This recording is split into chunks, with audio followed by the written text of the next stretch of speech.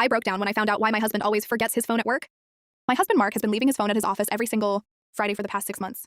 At first, I totally believed him.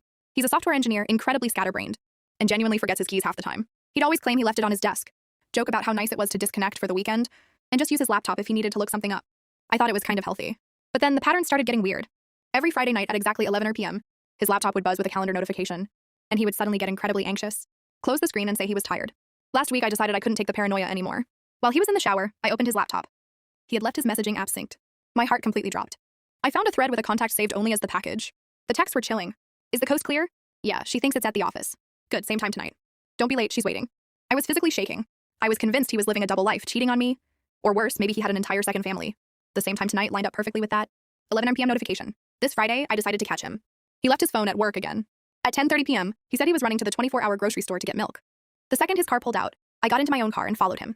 But he didn't go to his office. And he didn't go to a girl's house. He drove to a brightly lit 24-hour animal emergency hospital.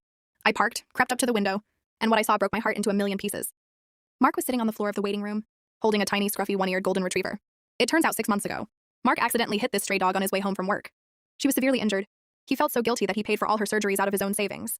But because our apartment building has a strict no dogs policy, he couldn't bring her home. The veterinary clinic staff had been fostering her.